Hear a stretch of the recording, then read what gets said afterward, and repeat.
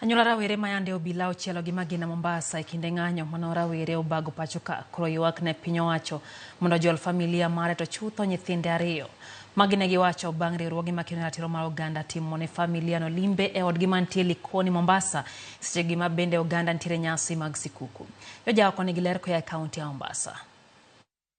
Kaka yor paro jogo maonge kod nyalo e kinde ni mar sikuku, jogo makedo ne ratich oganda e kaunti ma Mombasa ne otimo limbe ne familia mar Joash Ombati, ma en rawera mane obila ochielo gi magina e kinde ng'anyo mane rowere obago Mombasa e dwe mar 7 higani.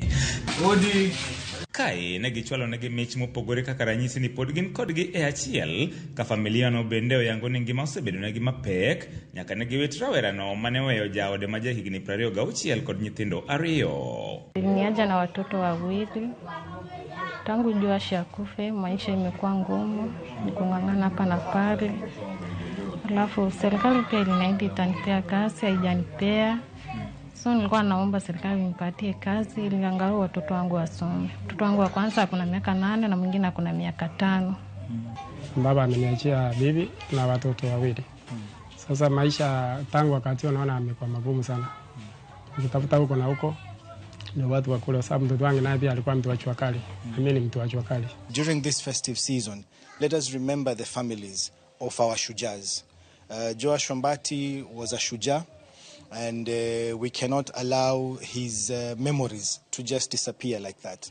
Gikoni fuok manyocho weyo duong' kaminode koni pek ma entiere godo sani en mano mar rito nyithindgi, ka en wuon to onge kibarua kendo koro ting' duto gimiyo wuon Joash ma bende jago mana orak. Alikuwa akosi, akienda kazi alikuwa analeta chakula kwa watoto kwa nyumba. Bado watoto wangu wanamkumbuka sana, hawanamhitaji, tunamhitaji. Lakini tunamwombea Mungu amlaze mahali pema peponi. Yeye ni mtu alikuwa anajitafutia ndio familia yake ili iweze kupata.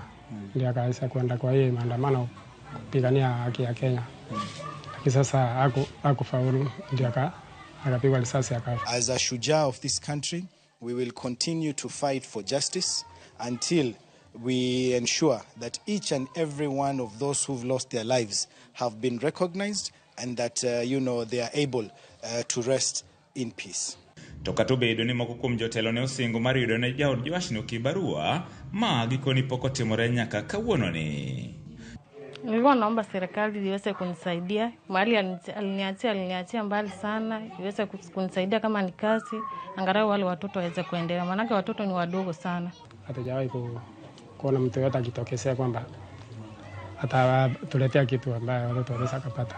Kama bibi apate kazi hata kama ni ya kufagia. Miaka 20 kitamba fike 55 ama 60 years, awe mzee, atakuwa at least kama atapata hiyo kibarua itasaidia watoto sana. So mimi ile nalilia tu hawa viongozi wetu. Hiyo ahadi walitoa, kama ni watu wako na roho ya utu, wasaidie mama watoto kwa sababu ni mdogo, asaidie na hao watoto. George Aoko, Ramogi TV, Mombasa.